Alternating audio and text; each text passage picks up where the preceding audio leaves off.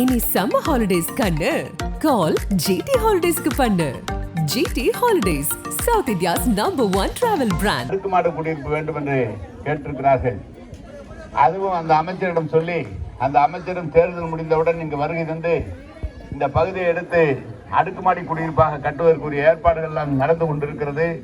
எனவே தாய்மார்களே, நீங்கள் கேட்டபோது, நீங்கள் அழைத்த போது எப்போதும் வந்து உங்களுக்காக நீங்கள் சொல்கிற வேலையை செய்கிற நாங்கள் நிச்சயமாக எனக்கு எப்படி உதயசூரியன் வாக்களித்தீர்களோ அப்படி நம்முடைய வைகோ அவருடைய குமாரர் வைகோ துரை வைகோ அவர்களுக்கு தீப்பெட்டி சின்னத்திலே வாக்களிக்க வேண்டும். தீப்பெட்டி சின்னம் மறவாதே. தீப்பெட்டி சின்னம் நீண்ட காலத்திற்கு பிறகு எங்களுடைய நாகப்பட்டினம் முன்னாள் சட்டமன்ற உறுப்பினர், சட்டமன்றத்தில் எங்களோடு எதிரணியில் இருந்து வாதாடக்கூடியவர், திறமையான பேச்சாளர், அதாவது மனிதநேய ஜனநாயக கட்சியின் தலைவர், அமைப்பாளர், சகோதரர், எங்களது அன்பிற்குரிய சகோதரர் இப்போது உரையாற்றுவார்.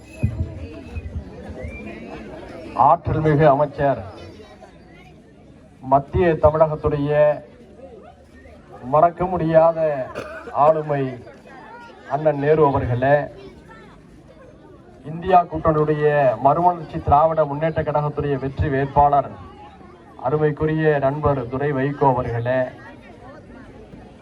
ஆளுமை மிகு தோழமை கட்சியுடைய நிர்வாகிகளே, பொறுப்பாளர்களே, சுட்டரிக்கும் வெயிலிலும் திரளாக குடிமியிருக்கக்கூடிய சகோதர சகோதரிகளே, உங்கள் அனைவருக்கும் என்னுடைய நண்பகல் வாழ்த்துக்களை தெரிவித்துக் கொள்கிறேன். நடைபெறக்கூடிய இந்த நாடாளுமன்ற தேர்தலிலே நம்முடைய மாண்புமிகு முதல்வர் அண்ணன் தளபதி அவர்களுடைய வாழ்த்துக்களோடு திராவிட வேங்கை அண்ணன் வைகோ அவருடைய அன்புக்கினிய புதல்வர் துரை வைகோ அவர்கள் உங்களுக்கு முன்னே தீப்பெட்டி சின்னத்திலே வாக்கு கேட்டு வலம் வந்து கொண்டிருக்கின்றார். நடைபெறுகின்ற தேர்தல் என்பது மற்றவர்களுக்கு வழக்கமான ஒரு தேர்தலாக இருக்கும். ஆனால் இந்தியா கூட்டணியை பொறுத்தவரை இந்த தேர்தல் என்பது வழக்கமான தேர்தல் அல்ல. இந்தியாவுடைய தேசத்தை பாதுகாப்பதற்கான தேர்தல் என்பதை மறந்துவிடக் கூடாது.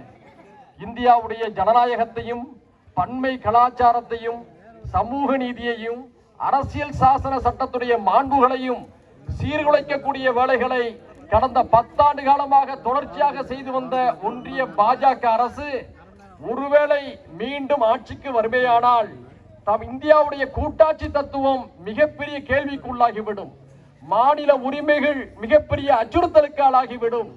இன்னும் வெளிப்படையாக சொன்னால் அவர்களுடைய செயல் திட்டம் என்னவென்று சொன்னால் அதிபர் பாணி ஆட்சி முறையை இந்தியாவுக்கு கொண்டு வருவதுதான். மாநிலங்களுடைய அதிகாரத்தை குறைப்பது அவருடைய நீண்டகால திட்டம். அந்த அடிப்படையில அவருடைய தூரநோக்கு அபாயங்கள் என்னவென்று சொன்னால் மாநில முதல்வர்களுடைய அந்தஸ்துகளை குறைப்பது, கவர்னர்களுடைய அதிகாரத்தை கூட்டுவது, சட்டமன்ற உறுப்பினர்களுடைய அதிகாரத்தை மாநகராட்சி உறுப்பினர்களுடைய அதிகாரமாக குறைப்பது என்று தூரநோக்கு அபாயகரமான சிந்தனைகளை எல்லாம் அவர்கள் தீட்டிக் கொண்டிருக்கிறார்கள். அடுத்த முறை ஒருவேளை அவர்கள் ஆட்சிக்கு வந்தால் இந்தியாவிலே தேர்தல் நடக்குமா என்ற ஒரு கேள்வியே இன்று பிரம்மாண்டமாக மக்கள் மத்தியிலே உலா வந்து கொண்டிருக்கிறது. இந்த நேரத்தில் தான் இந்த தேர்தலை வழக்கமான தேர்தலாக பார்க்காமல் இந்தியாவுடைய ஜனநாயகத்தை, பன்முக கலாச்சாரத்தை பாதுகாக்கக்கூடிய தேர்தலாக நீங்கள் எல்லாம் கருதி கடுமையாக களத்திலே வேலை செய்ய கடமைப்பட்டிருக்கிறீர்கள். இதுவரை இந்தியா எத்தனையோ பிரதமர்களை பார்த்திருக்கிறது. விபி சிங் அவர்கள் குறைந்த பலத்தோடு ஆட்சி அதிகாரத்திலே இருந்தார். ஐகே குஜரால் அவர்கள் குறைந்த பலத்தோடு ஆட்சி அதிகாரத்திலே இருந்தார். தேவகவுடா அவர்களும் அதே நிலையில் தான் இருந்தார்.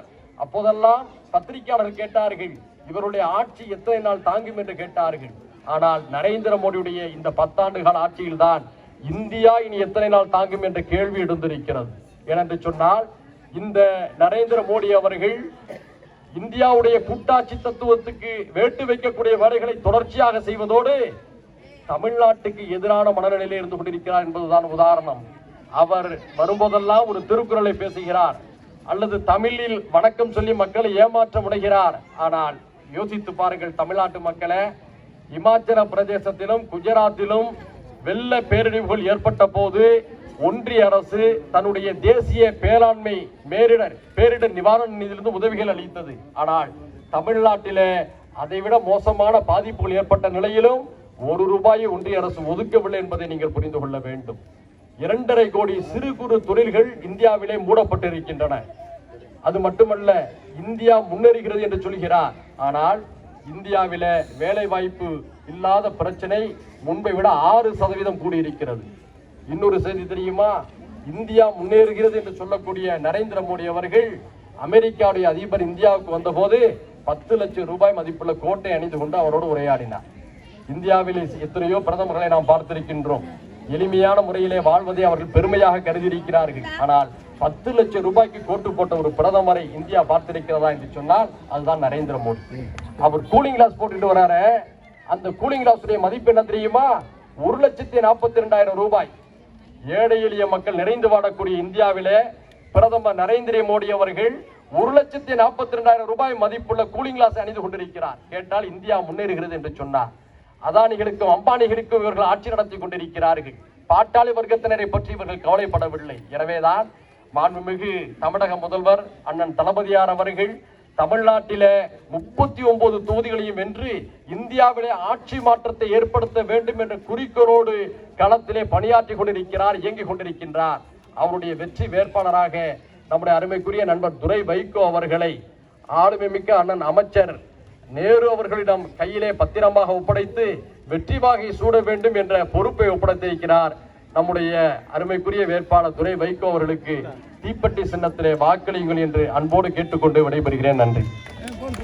வாக்காளர் பெரும நக்கீரன் டிவிக்கு சப்ஸ்கிரைப் செய்யுங்கள். உங்கள் ஆதரவே எங்கள் பலம்.